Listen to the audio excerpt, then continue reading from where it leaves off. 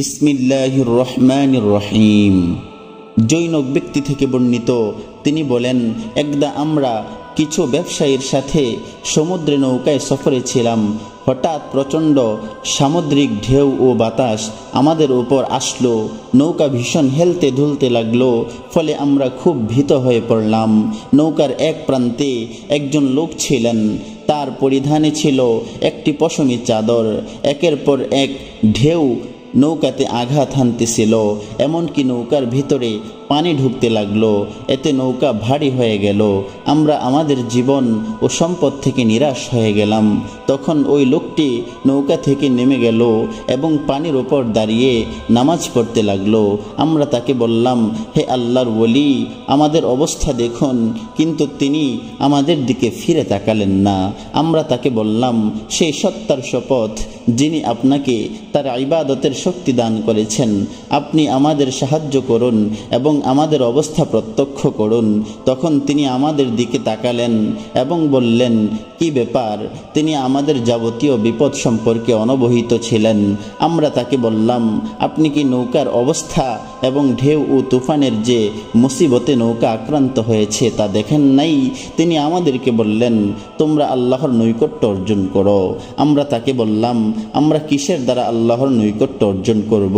তিনি বললেন, দুনিয়ার ভালোবাসা বর্জনের ধারা। আমরা তাকে বললাম, আমরা অবশ্যই করেছি। তখন তিনি বললেন, এবার আল্লাহর নাম নিয়ে অথবা বিসমিল্লাহ বলে নৌকা থেকে নেমে আসো। অতঃপর আমরা একের পর এক নৌকা থেকে পানির ওপর নেমে আসলাম এবং সকলে তার চারপাশে সমবেত হলাম। তখন আমরা পানির ওপর দাঁড়ানো ছিলাম। আমরা ছিলাম 200 অথবা তার কিছু অধিক লোক। অতঃপর নৌকাটি ডুবে গেল, নৌকার ভিতরের সমস্ত সম্পদ সহ। তিনি আমাদের বললেন, দুনিয়ার ভীতি থেকে তোমরা নিরাপদ হয়ে গেছো, সুতরাং এখন তোমরা চলে যাও।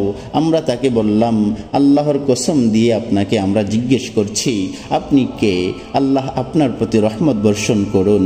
তিনি বললেন, আমি ওয়াইস আল করুনি।